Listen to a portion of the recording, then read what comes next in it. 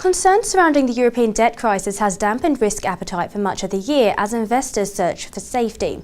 Joining me now to discuss safe haven currencies is Senior Market Strategist Brenda Kelly from CMC Markets in London. Brenda, nice to have you with us. Now, right now we seem to be in a global risk rally sparked last week by Friday's decent US jobs data. How long do you expect this risk-on mood to last? I think in some ways investors are expecting that the ECB will act, and of course there are some that would expect the Fed to act towards the end of the month, so I think it's probably here for a while to come. A lot of the expectations will be surrounding the September Constitutional Court around the ESM and whether or not there will be any sort of action from the ECB, but for the time being it does appear that most feel that the ECB are going to pretty much overcome a lot of the EU leaders and do exactly what they want to do in order to try and prevent a Eurozone crisis continuing in the actual downtrend it is.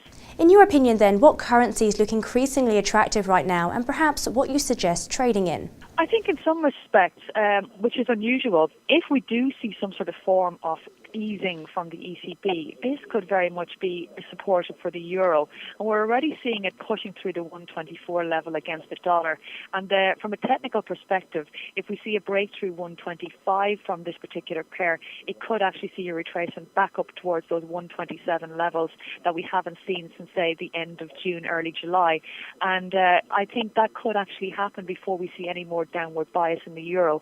And given the amount of poor fundamentals that we're getting out of Europe, it does actually raise the actual prospect that we will see some action from the ECB. So I think in some ways euro-dollar would be something I'd be looking at for the time being, with a little bit of a bias upwards and a correction for the euro. Naturally, we seem to be seeing this demand for traditional safe haven currencies. But what about the prospect of new safe havens and the appreciation of other liquid G10 currencies like sterling, the Australian dollar and Canadian dollar, and interestingly as well, the Scandinavian currencies? Well, the Scandinavian currencies have certainly seen a bit of action recently, and I suppose in many ways that many would expect that the likes of the Swiss franc seems to be taken away from them for the time being with the actual SNB floor.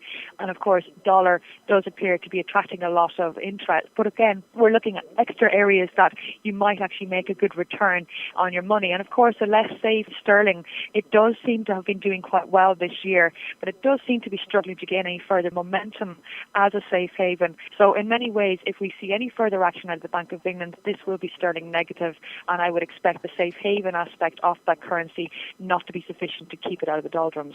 As you mentioned there, it may seem a bit of a stretch to label sterling as a safe haven currency, but there's no doubt it's benefited from events within the Eurozone.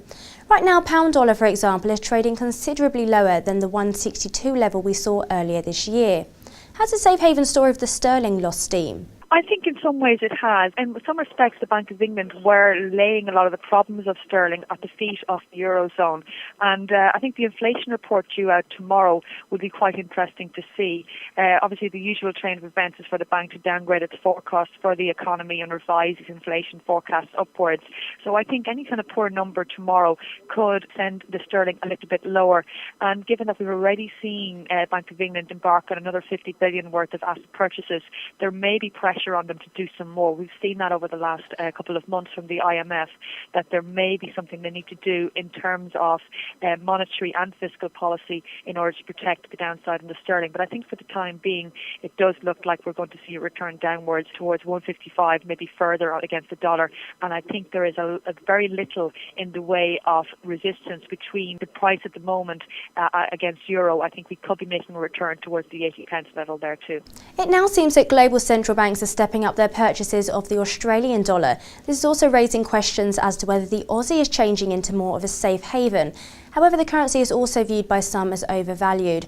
What's the biggest risk for the Aussie dollar going forward? Is it its heavy reliance on commodity prices or its close ties to Asia? I think both of those will be quite important. Now, we have seen the RBA leave the actual rate intact, the overnight rate at 3.5% just this morning, and they justified that decision in the sense that the inflation and domestic economic growth remain quite close to trend.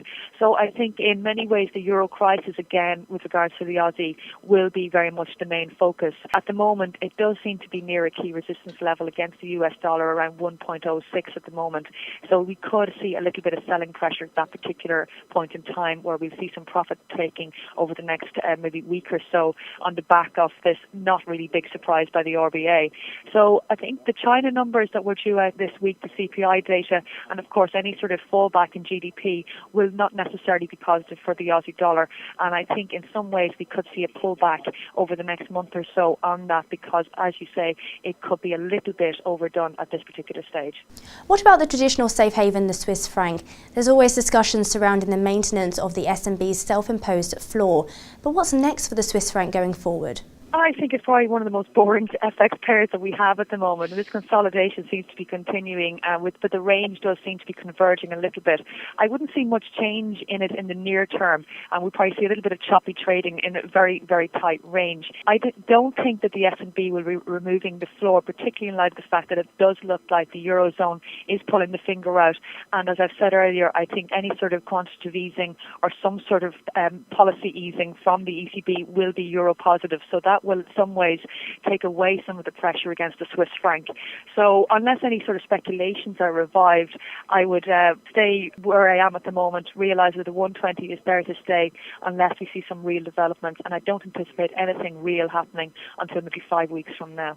Finally then, what about your outlook for the other two traditional safe haven currencies, the US dollar and the Japanese yen? How do you expect these two currencies to perform over the short, mid and long term? This actual pair has really been unable to sustain some of the past week's gains, and it looks like it's coming back down to that round number, around the 78 level, and getting very, very close to that area where the Bank of Japan might actually create some stealth intervention.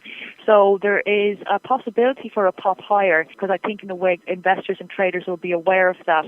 Certainly I would expect to see a lot of consolidation for the time being, where we'll see the 78 level act as a sort of a floor for this particular currency pair, but very little movement up above the 78.50. If we break above the 78.50, then we might actually see a quick return towards 79. But again, it will depend on what comes out of the Jackson Hole meeting at the end of this month. Brenda, thank you very much. A great outlook there on safe haven currencies. I'm afraid that's actually all we've got time for at the moment, but during the day we'll be keeping you updated on more financial news. For the moment though, goodbye.